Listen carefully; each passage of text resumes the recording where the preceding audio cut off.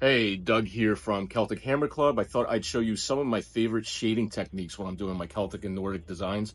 They're by no means the only techniques you could use, but they're just some of the ones that I really like because I think they complement the style really well. So let's jump in, check it out. Okay, so here's a straightforward Celtic looking knot, just kind of plain.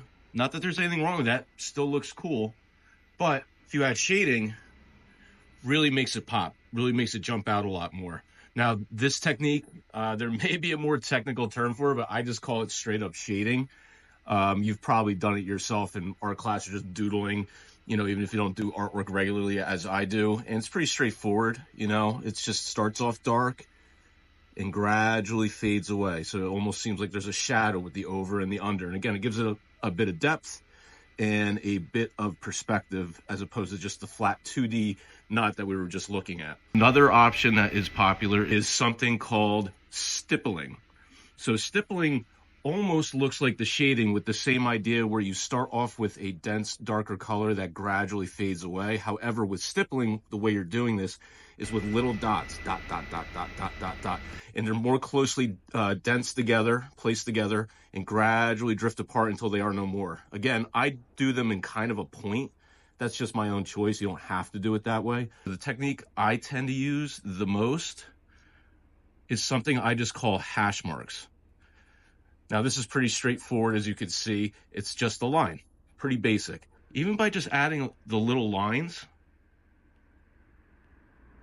it just adds a layer of detail and a little bit of depth. Sometimes I'll add a little dot. Again, you're just adding complexities. Sometimes I will double it up, triple it up, some combination of all three with, hashes and dots and whatever. Again, you're just adding layers of complexity that help give it depth. So one of the main reasons I like to use that hash mark style is because if you go back throughout history, Celtic Nordic style artwork often tends to be either stone carvings or metalwork, whether it's something being pressed in the metal plate or other jewelry, things like that, metalwork. And in those cases, you're not typically going to see shading like I originally showed you, like you might see in a painting, but you could conceivably see hash marks being carved in. So I tend to use that just because I feel like it leans into the style a little better.